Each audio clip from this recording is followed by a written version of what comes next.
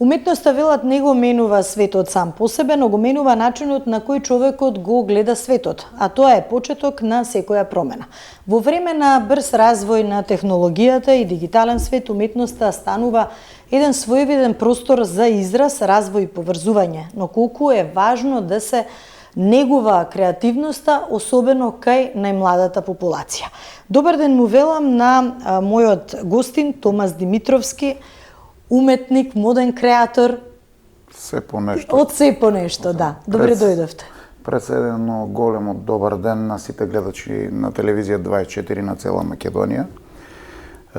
Благодарам за поканата. Еве, уметноста веројатно се раѓаш. Математичарот се раѓа како математичар, јас како уметник. Так.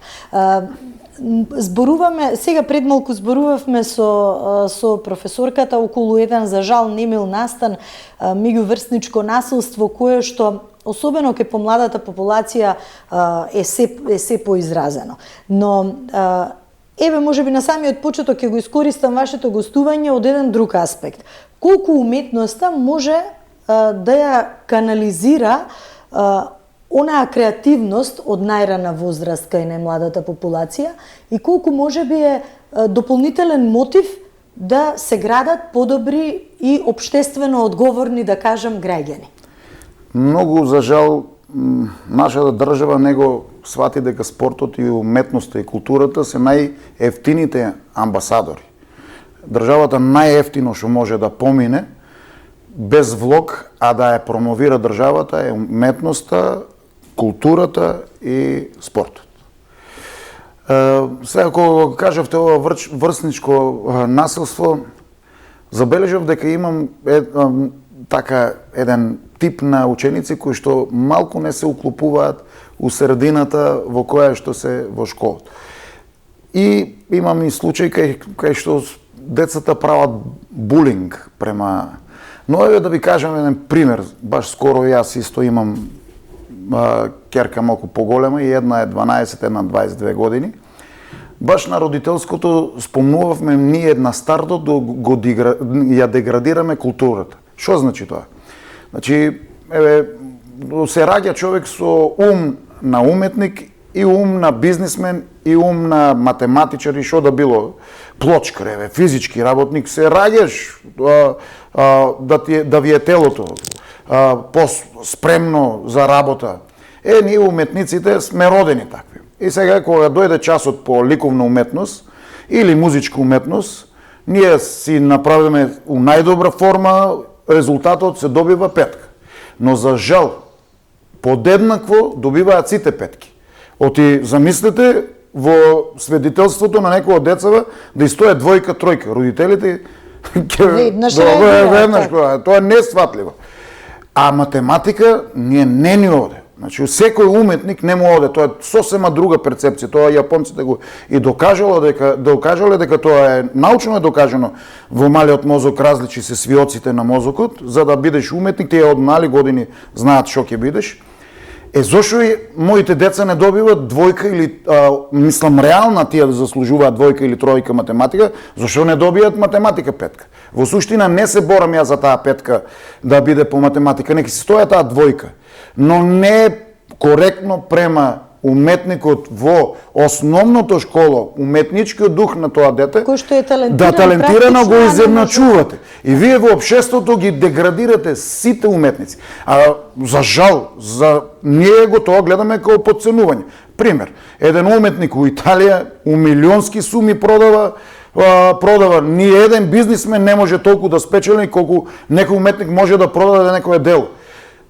Спортистите кај нас се ова рекреативци, не се некој тренер собрал членарина и од 100 учесници на него му се пропушта 3 талента, затоа што на 100 ученика не може.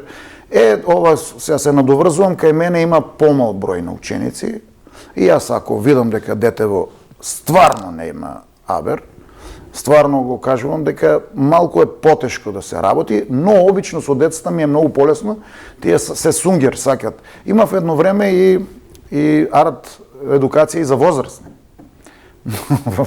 За жал, претежно се жени, некако друго јаче беше изгледано мојата перцепција, јас како учител неко да го учам там, да слика, да црта перцепција. Поточно, кога се вратам на самата тема, еден добар канал за тоа да спокој да најдете во вашата душа е уметноста. Барем во мојот случај, ја од бизнисмен се префорив во уметник, сега моментално на овие години за мене најскапо ми е мирот. Так, уметноста велат е бесценета, особено тоа уметниците си го негуваат, меѓутоа креативноста во крајна линија е важна алатка, особено ако се гради, ако се препознае она што го рековте или талент, да го наречеме од најрани нозе. Овие работилници што ги имате за арт едукација со помали дечиња од различна возраст, колку истите се, да кажам, мотив повеќе за нив да се пронајдат во тој свет. Рековте, не може секој да има афинитет кон одредена област, меѓутоа доволна е и желбата за да можат на еден начин да го изразат она што го чувствуваат во крајна линија. Јас овде би ги замолила од режијата да ни пуштат, имаме и видеоматеријали, па би можели да ги прокоментираме за која возраст се работи на деца и колку тие го на свој виден начин преку уметноста го искажуваат она што го чувствуваат внатре во себе. Значи, јас имам некоја пракса од 10 години па нагоре, но имам и 9 годишно девојче, затоа што кога се збори од 10 години па нагоре, јас едноставно сметам дека децата треба во улицата да биде нивниот учител. После 10 години тие ќе створат некој интерес. Буквално мене знаете како е, јас на една телевизија имав таков разговор, обично родителите ги праќаат на некаков курс децата на тоа што не ја оди. Значи, ако математика не ја оди, тие го праќаат во математика, ако не ја оди германски, го праќаат на германски. Во суштина се неколку активност. некоја. Во суштина се праќа на тоа што му оди. Ако му оди уметноста, треба да го праќате таму. Ако оди математиката, му треба да го... Не го праќате на тоа што не му оди. Ако не му оди, нема никош да му оди. Вие може само некоја оценка ќе извадите, тоа има сосема друга перцепција. Инаку во мојот случај, кога ми дојдат учениците, јас барам да видам, јас сега во првите, по оваа прва возраст, ги учам за перцепција. Што значи тоа? Значи, меѓу мене и некој што мисли дека не знае да црта, а ја сигурно и ти да не, со ти се обратив према вас, да не знаете дека цртате, ја кога ќе ви потенцирам како ќе гледате, како ќе имате перцепција, затоа што и тоа е на некој начин уметноста е геометрија. Ќе видите негде се прекршуваат линиите и ќе видите во сите линии се гледа каде е окото во суштина и самото тело, сите објекти се уствари алгоритм, се геометрија. Тие прават некои триаголници, кругови, петеаголници и само се заоблуваат овие аглите. И добивате... Има некои правила што се учат? Има, се учат. И ќе видите, например, која цртате, например, раката, вие, кога ќе ви покажам дека овој прс ја сече оваа линија, овој прс оваа линија и така натаму, ќе почнете да ги сваќате дека нешто не ви е во ред. Овој дел сега, ја нешто што не можам да ги научам, тоа е креативност. Значи, човек може да биде креативен се раѓа или не се. Значи, поентава во креацијата е таму кај што јас во овие години ги учам за тотална перцепција, да се учи каде е сенката, каде е облината, од каде доваѓа светлината и тоа кога ќе му се врежи, јас сум малку од тие досадните, кога ќе му се врежи, тој не треба да гледа, не треба да има објект, тој ќе знае да го слика и да го работи без да гледа. Кога нема да гледа и кога има духовна некоја негова приказка, излева слика. И ова сега јас сметам дека, ако не знам, уметноста е најстарата уметност ликовната уметност е најстарата уметност, еве најпростата реченица да се обележи, луѓето не можеле ни не знаеле да пишуваат, но со каменчина на цртале во пештери и така. Тоа е нешто најсторо што може да се остави. Тоа што значи дека во едно бело платно кој почне да расне, да станува големо и на крајот добивате едно без разлика во моите очи можеби да не е убаво, ама во туѓи очи е преубаво. Не значи за мене несовршенството е совршенство. Ме разбирате? Тоа што е несовршено е посовршено. Еве сега кога се збори у светот на жените. Значи кога таа не е совршена, кога не е поубава отколку да е слична на сите други кои што имаат ставено ботокс и слично нешто и така на. Ме разбирате зашто правам мод? Апсолутно да. Креативноста, кога споменавте околу креативноста, што најчесто им недостасува на децата кога се зборува за креативност и за уметност? Ги споменавте повторно, ќе се навратиме како база една во наставниот процес, нели секако се часовите по ликовно образование, но за жал честопати и се менуваат со други предмети, а можеби и тие се токму клучните за она што го споменавте, кога ќе се препознае оној нерв што го велат кај секој човек, особено кај некој што има нели уметнички предиспозиции. Колку, да кажам, еве, вие можете од она што сега го имате како работилници со учениците, да препознаете дека кај некој постои тој талент. И колку се гради истиот. Сега 1% е можеби талентот, меѓутоа велат 99% е работа и труд. Вака еден пример ќе ви кажам. Првите часови, кога дојдат децата, само давам ливче и гледам на страна да видам што од производот и се трудам некој едноставен производ да дадам. И го гледам како е перципира. Пример, еве тоа 9 годишно, на стартот ја мислев да ја кажам, но ги кажа родителот дека е многу сака да црта, кога седна детето, беше страшно добра перцепција, скоро да не имаш немаш потреба ни да го учиш околу цртањето. И исто и со еден 9 годишно машко имав, истиот, тој е претерано, ја дојка се завраде, цртежиш му беше завршен. Еден од најголемите тегоби на едно мало дете е цртањето и сликањето се два различни света.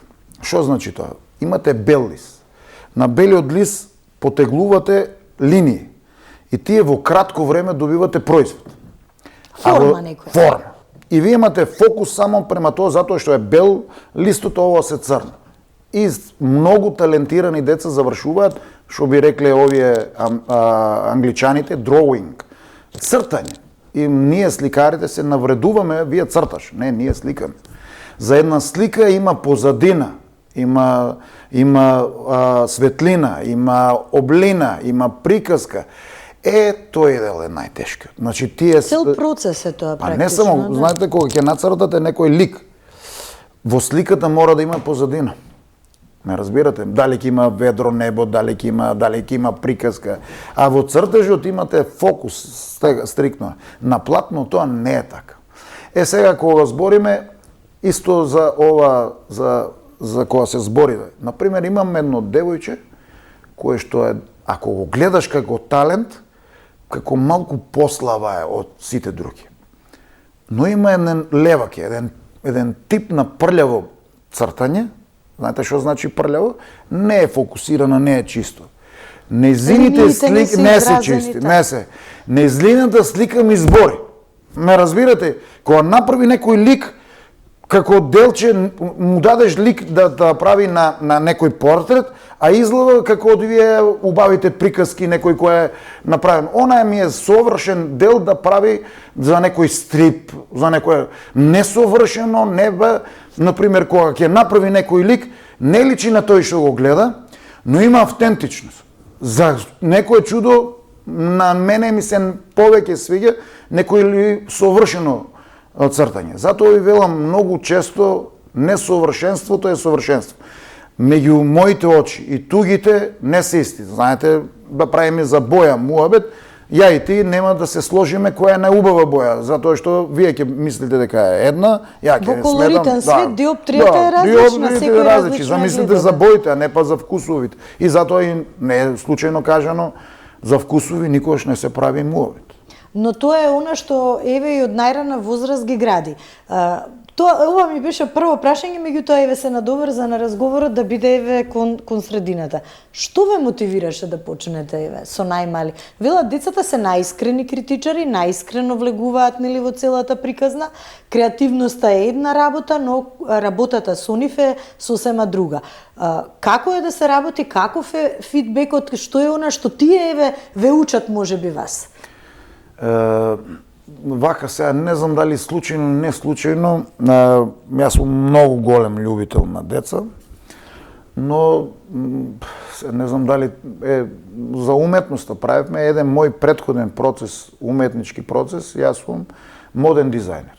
Значи, тоа ми е струка 2009 година, Next Time, кога беа на Евровизија, јас сум стилистот, што е бизнисмен, има бренд Тома Стил, машка гардероба, и креативноста од секојаш ми била нешто за кое што не сум ни се сомневал.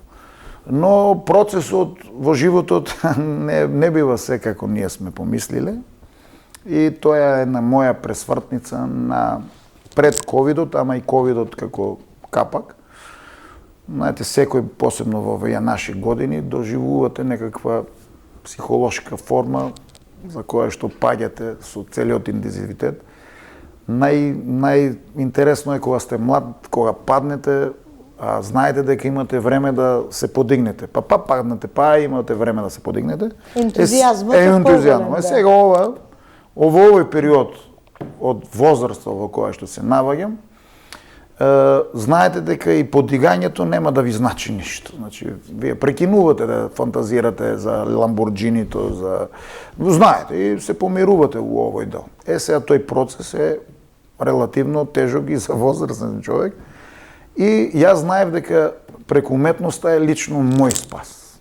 И се приметува дека моите деца, затоа ви кажав на стартот, е деградирано општеството со децата со уметници. Сите дечиња имат некоја таква потајна приказка у школото, не се вообичаени. Лично и јас сум бил дете кое што, ако го гледаш од ова мое време, сум булинг бил, само што се малку се превеќе маркетинг се прави на тоа, погрешно да не бидам разбран, дека сум... Треба отворено да ве разберам, треба отворено да се зборува. Тоа е нешто што јас ме подигнал. Значи, јас сум тепан како дете, јас бев роден со загледање на мене од свекераш, другојаче не ми се симнува. Јас ме удара во стомак. Добро, тоа ве направило посилен, меѓутоа еве сега мора да направиме една дистинкција за она што денеска се случува од годините кога исто се случуваше у наше време, може само е по-лоша форма, но мислам по мене, мислам дека овој тип на живот што го тераме, не децата, возрастните, овие телефоните, па затоа е потребно да се, значи барем некој ден од дел од денот децата да имаат фокус уствари, не да немаат, затоа што телефонот нуди премногу информации, вие нема шанси да бидете фокусирани. Фокусот е во суштина за се живо и диво. Дали сакате да стигнете до крајот на 10-маратонскиот фокус, дека треба да го видите финиш. И желба во крајна линија да се постигне таа цел. Меѓутоа, ова што еве во овој период ни се случува, наместо да ги користиме придобивките на модерната технологија, ние како да забраваме да комуницираме она што некогаш беа вредности, нели, да се разговара, да се комуницира, сега се губат во емотикони. Ќе ви прати еден емотикон и ви ги кажал сите своји чувства. Кај уметноста не е така, сигурно ќе се сложите, мора тоа да го преточи во хартија. Да се види што е уствари тоа што го чувствува, еве, и детето и повозрасната личност, и едноставно не може тоа да излаже. Вие професионално веднаш ќе го препознаете. Па релативно да, но во оваа возраст на дечињата која работам сега, тие не се уметници, тие се сега само сунгери. Тоа мора да го разјасниме. Пиваат се. Да, тоа е децава не памтат, туку се сунгер кои што примаат. Тие се две различни работи. Затоа и сметам дека на многу мали години не треба да се дава телефонот. Детето не е многу интелигентно дека туку сунгер прима, му се потребни звуци, гласови и затоа во новото време по мене исто се јавуваат некоја нова болест, аутизамот, кај што самите родители си го произведуваат ради причина што не му даваат, тоа се премногу информации за еден мозок. Значи, не за децата, не правиме муабет за децата. Правиме муабет за нас, лично. Преку телефонот ние добиваме безброј информации за кои што не можеме да се фокусираме, да ги пратеме, а камоли да ги запамтиме. Ние само го перципираме и го фрламе во некој фолдер таму кај што никакво значење нема. Па и можеби како гарбич во компјутерот. Во спам ќе стои и ќе го заборавиме, да. Темите кои што се обработуваат, имате некоја посебна динамика од која тема се почнува за одредена возраст, па како се развива тој креативен импулс? Возраста не е во прашање, туку првите часови. Значи, сите деца кои се дојдени кај мене се релативно супер талентирани, но тоа тука се застанати, пошто нема од дома некоја подлога, да, затоа што тие дојдат drawing, со цртеж. Тоа е првиот цртеж за да имаме перцепција, работиме со моливи, да имаме да се сваќаме каде што сме и со моливот што значи облина, значи ако направите едно кругчето е круг. Ама ако му даете нијанси и во средината или од озгора, најсветло или со гумичето малку избришете, тоа е топка на лист. Ме разбирате? Тоа се сенки. Да, Ајде јас да ги... Па тоа е крајните страни се најтемни и осветлуват, има еден дел најсветол, тоа значи таму удира светлината. Нормално рефлекторите кај нас овој дел е најсветол, затоа што тук. И тогаш кога ќе го нацртите тоа како таков производ на листот, тоа го гледате како топка. А ако го направите како круг и го избоите рамномерно, тоа е круг во боја, не е ништо. Сега во овој дел работиме првите тие часови, па после ги учам со боички, за да имат процес да сватат дека една боја и една нијанса и требат подлоги за 2-3. Значи мора, ако сакате да направите од некоја прелив на кафена боја на лицето до некоја светлост на жолтиникава, ви требаат една врз друга боичка да се преливаат. И тие се периоди кај што после се префрлуваме, ама доста време треба, се префрлуваме на платно. И платното повеќе го гледам како малку потреба родителите и јас да ги задоволам, инаку за нивната возраст од 2-13 година, тоа е многу напорно. Зошто го зборам?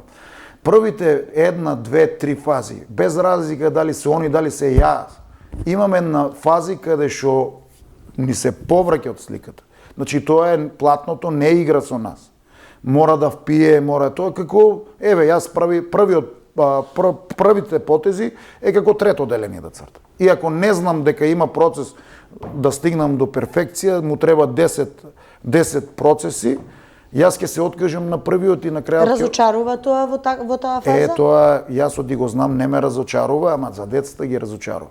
Последен случај има екстремно талентиран дечко, правевме едни 2 слики за мајка му флизерка, како некоја, да речеме во салонот. Првата ја направи и втората почнавме да ја правиме, затоа што ја виде дека е таа совршена првата, а заборавил како сме дошле до таа, втората не сакаше детето да ја гледа. Имавме еден огромен проблем, за да на крајот втората испадне поубава од првата. И мајка му многу побендисува. Тоа е тоа што детето се бори со тој. Јас се борам, не детето. Значи, јас секоја слика имам борба. Значи, последната што сум завршил е перфектна и мислам дека не можам поубава да направам. Сега наредната за мене ми се повраќа, да ви кажам. Има процес за кој што ја не знам што ќе добијам до крај. Јас знам темата, а не знам процесот. кој е потек. Од ова што го говорите, ми се наметнува прашањето колку уметноста влијае врз развојот на самодовербата кај личноста. Па не знам, Зора, јас знам дека спокој. Тоа е мекој, да речеме... Мирна рака, за да може да се почне Не, мирен ум. Мирен ум, да. Знаете што значи 3 сата на работа и 3 сата на уметник? Знаете колку е разлика? Моите 3 сата, не 3, ми се случувало 12 сата. Без престан да не јадам. Тоа е обично на крајот, финалето од сликата. А мене ми се поминати како 3 минути. После кога сопрам, сватам дека не ми е лесна работа. У некоја поза релативно голема, јас сум искривен со сати во некоја поза, кај што ми се движи раката, ја имам производ од сликањето. Начинот кој сум поставил, после одам на масажер. Но доека работа, толку уживам, ја тие 12 часа не ги знам дека се поминати. Тоа може да го кажам, дека не се збори за уметноста. Кога збориме уметноста, нека е пишаниот збор. Оној што му оде некоја работа, добро е да има фокус да створи производ, не да го препише. Со вештачката интелигенција, дај, пиши, врп, излева. Пробајте од вас да излезе нешто несовршено, ама тој... Автентично да е важно, да. Па не само автентично, ова се прави за твојот личен тајминг. Да ви кажам, размислете малку подобро, се што е измислено на светот, баш се. Не е тоа превоз или технологија, да се скрати времето. Само временски интервал кратим. Кога се збори за превоз, новиот авион да биде побрз, да стигне, па наредниот побрз, значи ние да стигнеме од точка А до точка Б многу побрзо. Брзината не дава страпление. Најпрост пример, катедралата во Келн што е правена, во тоа време е највисокиот издание во Европа, е правена 550 години. Ние сме по турско робство биле и кажуваме како сме биле поробени 500 години, а некој правил уметничко дело 500. Знаете колку генерации на уметници правеле некоја скулптура, за да денеска остане тоа што ние сега се воодушевуваме. А во новото време, замислете некој да има проект дека 500 години ќе трае. Тоа се подхитно се прешкртува. Што значи тоа? Значи не ви не ви е интересен, да. Затоа ни е брз животот, брзо ни минува, поминала неделата ништо не сме направиле, немаме време за себе. Мислам дека уметноста е овој дел. Сега и уметноста има и своја страна, лошо да речеме, вие сте еден малку изолиран. Ова за да го имате внатре мора да се изолирате. Малку да веќе на старт сте необичен. Веќе имате на старт проблем. Секоја ваша реченица од другата страна не може да некој да ви ја свати. Вие сте роден. Една убава реченица добив од една особа, ми рече, јас како контраш, таа само ме прекина да кажам дека не сум ја контраш, туку таа ми кажа ти си само различен и фалам век. Различен и свој. Да, треба само да му се даде простор, поддршка на уметникот, верувам, и да се остави да биде оригинален и свој. Тоа само тоа е начинот. Начинот е тој затоа што ти комуницираш со сликата. Јас си правам муавет. Вие имате еден процес на сликата која не знаете дали е време дека треба да биде оставен. Многу интересен дел е тој. Тоа се сати упрашања. Знаете, гледате сликата и таа ви вели, пипај ме уште, работи на мене, или доста е. Многу пати во случајот отиде тоа во погрешен правец. Во перфекционизам? Не. Вие сама по себе си ја уништувате сликата, па се враќате па назад. Но има и случаи кај што цело време и тој момент е кај што треба да се разделите. И еден пример ќе го дадам многу интересен од сите уметности. Ликовната уметност е најкарактеристична, најпосебна и затоа сметам дека сите кои купуваат уметноста да знаат дека има многу поголема вредност како слика, него самиот тој, да речеме, собственик што е на сликата, не ја перципира. Например, да ви кажем, кога некој симфонија направи, Моцарт, оригиналното дело, неговите ноти кај него стоат. Се имплементира тоа, хит во новото време, се копира, се слуша, си има свој процес на која и сите уживаат во таа мелодија, но оригиналното стои кај него. Да речеме пишаниот збор, романот, бестселерот. Оригиналното стои кај него, листовите се копираат копии, тој станува богат од бестселерот, но оригиналното дело стои кај него. Ние уметниците имаме еден голем проблем. Од моментот кога ние купувате сликата за нејзино уживање, вие имате право, ја више немам. Таа се закачува кај и вие уживате у мојата слика, ја заборавувам и она е како некој чедо, како некој дете да ми земете. Имам ја неколку пати сум имал голем процес, сликата не ми се дава. Тешко ви е таа емотивна врска. Не ми се дава, значи и се цена става на масава, не се дава, таа не се продава, има некоја емотивна жичка кај мене и моментално нема цена да се купи. Знам дека она само ќе ме направи несреќен, ако имам само некоја пара поише, ќе ме направи несреќен што нема да ја гледам, затоа што таа е за мене добро утро секој ден. Се комерцијализира уметноста во...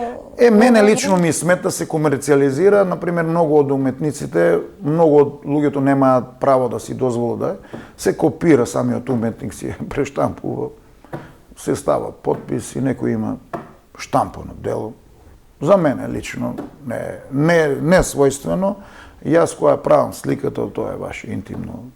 Дури многу често ја крием лош агол, да не се прекопира. Значи тоа да е или видео снимка, тоа е лично, особено мојот карактеристичен стил е и мојот омилен сликар е Да Винчи. Тоа е се негде кодирано, што ако вие не ви го кажам, вие нема шанси нема ни да препознаеме. Овде би повикала од вториот дел од ваши слики, од режијата, ако може да ни ги пуштат, и различни се тематски, претпоставувам тоа зависи од расположението, како што споменавте, и вашите чувства, како во одреден момент се чувствувате и како истото тоа ќе го пренесете на платно. Рековте дека има фотографии, слики кои што се практично емотивна врска со која што не може лесно да се раскине, и тоа сигурна сум дека секој уметник длабоко во себе интимно го почувствувал за одредени дела, но самиот факт дека чувствувате ли некогаш кога ќе ги погледнете сликите вака временски наназад од оваа перспектива, дека некаде сте пораснале, некаде сте направиле некој голем временски распон има, меѓутоа креативен и уметнички распон дали чувствувате? Вака сега, баш скоро правев со еден другар муавет и он ми вика се гледа дека многу се подобрил. Ја лично не сметам дека е тоа така, затоа што имам слика кај што е намерно направено дека како аматер дека ја работи. Тоа е намерно направено да не е совршено. Имам слика која што ми е тематика да биде совршено. Ме разбирате? Така. Например, оваа слика има многу емотивна жичка. Тоа се намерно разлиени бои. Значи, сите мои слики пред да почнат имаат свој наслов. Ме разбирате? Например, оваа слика се вика "Љубовта е лото, игра на среќа". Мали би се шансите за добитна комбинација, ама ако не играте, нема шанси да добиете. Тоа е двата коња прават срце. Има ламчина детелинка. Детелината е со 4 листа, е символ на среќата.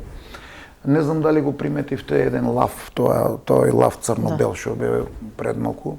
Тоа е кога сликата се вика кога љубиш кралот, нели, лавот е крал на животните, поточно човекот, за кој би била и во добро и во зло. Таму не се гледат, ако не ве потенцирам, дека во овцето и во влакната се гушкаат двајца.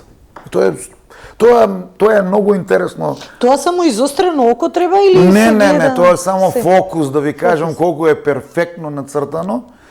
ама тоа не ви прави, немате фокус некога. Тоа е и нешто што ми се свиѓа. Леонардо да Винчи ми е омилен тоа. Значи, Мона Лиза не се луѓето свесни колку е перфектна слика. Тоа е нешто најсовршеното и не знам дали знаете зошто е... Несовршено, совршена, она што го кажавте. Па не, тоа е баш совршено. Тоа е, не знам дали знаете Леонардо да Винчи, зошто е безцената Мона Лиза. Не знам дали знаете. Таа е единствена слика што е задржал како својна. 20 години е цртал. И ја мотал и секаде ја носил со себе. Мона Лиза по некои документарци што имам гледан, тоа е маж. Тој бил заљубен во маж. Таму има некарактеристично тоа, графиците се цртани со тоа време во реализмот и ренесансата е било карактеристично позадината да биде темна. Графиците облачаат од ренесансата таа облека што треба се облече и најубавиот накид се става. Ова погледнете нема карактер, не само е наметка.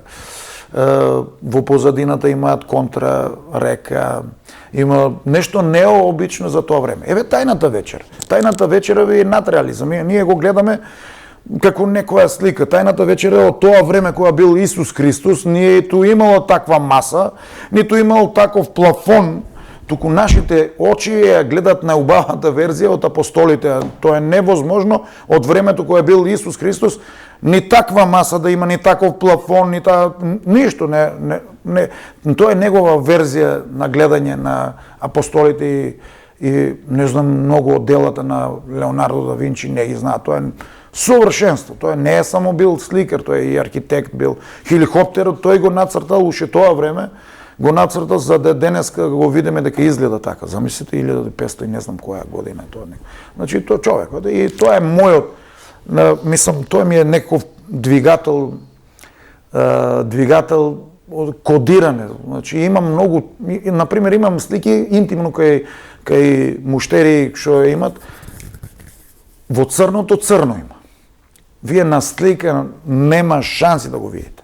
А тоа се Ептен познава кој го има дома затоа што едната црна е мат, едната е сјајна. И например во тој дел има например интимно некоја животинче кое што има многу значење за нив, е нацртано и то нема шанси вие да го видите освен тие знаат дома и ако е некој агол таму не се погледнат, ќе видиш дека се Ептен гледа кутрето или мачето се гледа во сликата. Или во чурта се гледа ликот на родителот. Например, цигарето се гледа ликот на родителот. Тоа е нешто што сакам. Колку е тешко тоа да се постигне? Многу тешко. Сега вака кога ми зборувате како да е надреално да препознаете или да најдете некој лик, тоа треба премногу изострено око или некој да го знае наменски. Па еве, например, јас ги баталив портретите класични, ги баталив. Само правам приказка. Може портрет, ама приказка. Еве, не знам дали исто приметивте овој како вода. Како плав, еден. Тоа е фамилија, тоа се делфини. Тоа е во суштина, во него се гледа, тој бран е како делфини од вода и има маж, жена и две дечиња. Во суштина мажот е, нели, океанот е плав, преубав.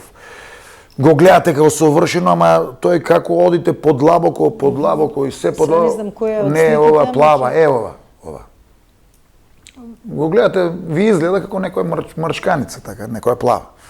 Ова, кога го видите, ќе видите дека е совршенство. Ова е како бран, во него има од водата направила делфини, а ликовите на делфините и лик има.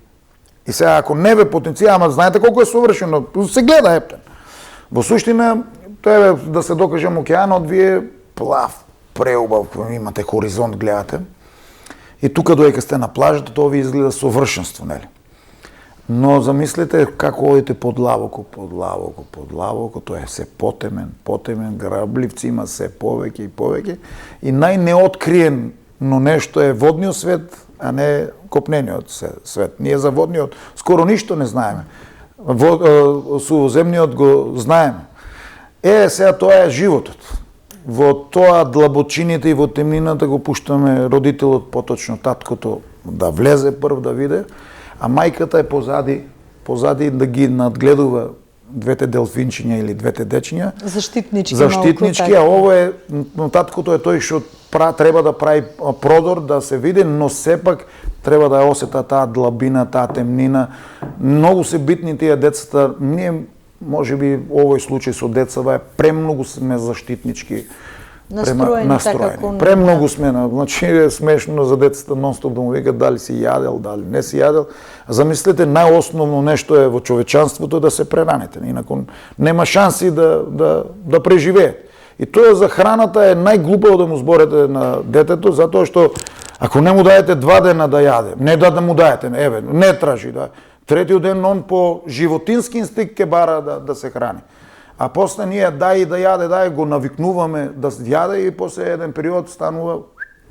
Или некој постојано да им биде, нели, како заштитничка брана, а природата сама по себе бара да ги пуштиме, да ги ослободиме, да може да се снаоѓаат во животот. Она што рековте, колоритноста многу значи, некогаш има светли, некогаш има темни моменти, но мора да влеземе во тој бран, па да научиме да пливаме, да знаеме како да се носиме со сите предизвици на животот. Да.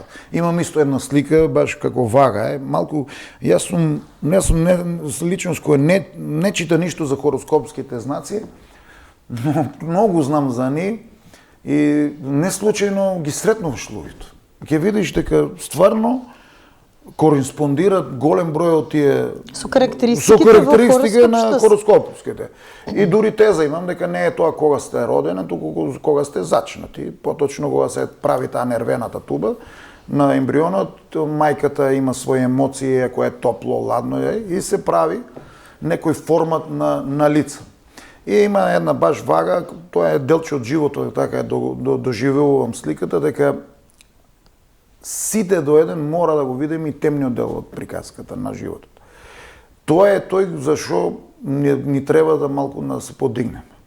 Затоа имаме една слика како да држат 2 раци и сирени, и во едниот дел е темна сирена, ја повлекува некоја да ја повлекува, но таа плива, обично за мене голем дел од приказката на една суштина на еден човек е да се размножи, поточно да има своји деца, еден свој процес за кој што подигате и вие имате причина зашто да работите. Да. И кога некој рече, убаво баш е кажено, вика, кога мислиш дека си остарел, дека си во некоја криза, доваѓаат внуците, имате нов процес за кој што одове чекам да не подсетат дека животот има една многу уште поубава димензија.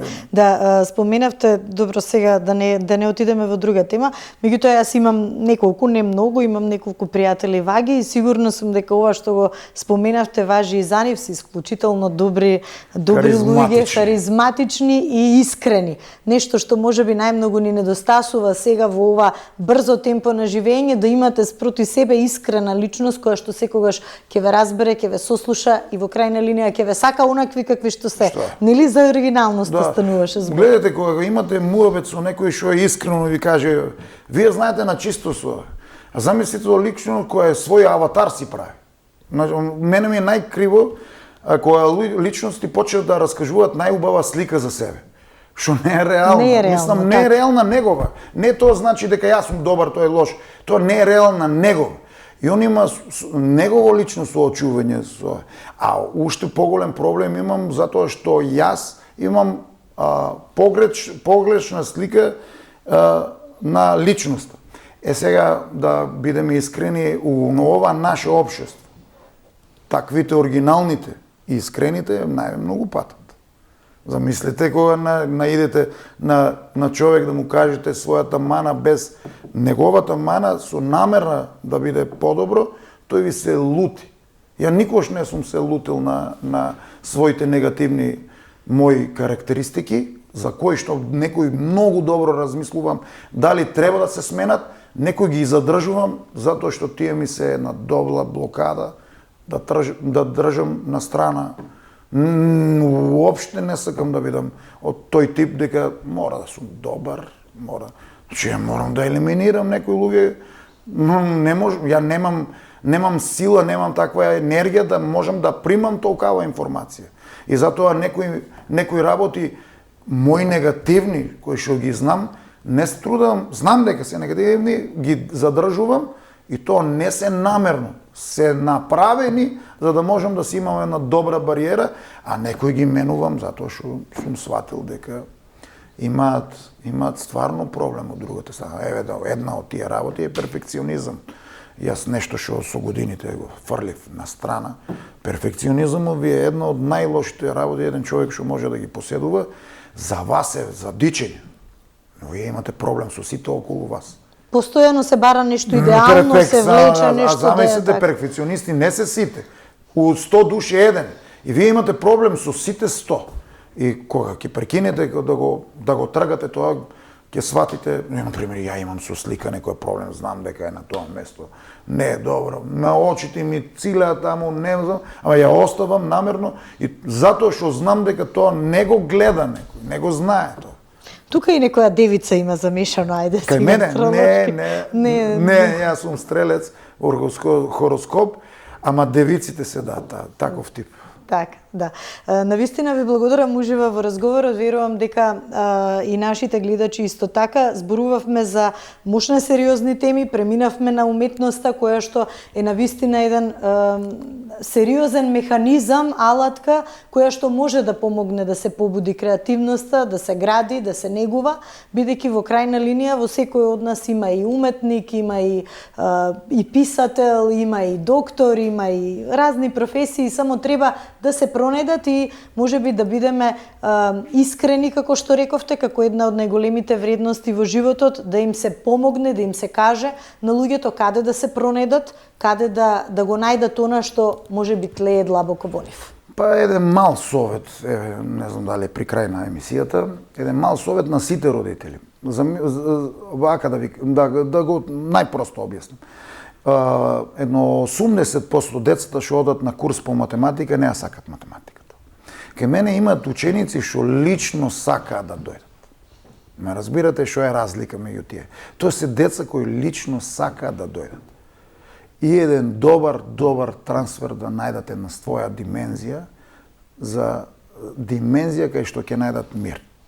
Едно време имав со возрастните прекинат со тоа. Мислам стварно нема, возрастните луѓе имат по-друг фокус и се мислат дека овој мир ќе го решат со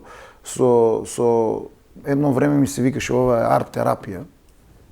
Ја не знам, мислеа ли дека сум психолог, дека треба психички да лежа, затоа го сметив едукација, да ве учам да видите што значи тие 2 сата, час и половина, што значат во животот. Тоа се брзи, доека стигнете, доека размислувате за сликата, но 3 часа од денот ви поминуваат не фокусирани на сите овие глупости што се случуваат околу нас. Ви благодарам многу што бевте заедно со нас и што можеби дадовме една друга димензија како може да се, на што да се фокусираме, како да го поминеме своето време, како да се пронајдеме себе си и како да бидеме поуспешни луѓе. Да, во секој случај сметам дека самата култура и спортот, не зборам за ликовното, за културата, уметноста и спортот, државата треба најдобро да има фокус затоа што најефтина инвестиција да се промовира. Ефтина, значи кога зборите за бизнис, најефтина. Така, благодарност уште еднаш. Благодарност за вас. Почитувани, тука го завршуваме денешното издание на емисијата Студио 10. Секако останете инспирирани и не заборавајте дека секоја промена почнува од една мисла, еден потек, една боја, како што споменавме. Останете на програмата на телевизија 24, бидејќи за кратко следуваат вестите од мене. Пријатно.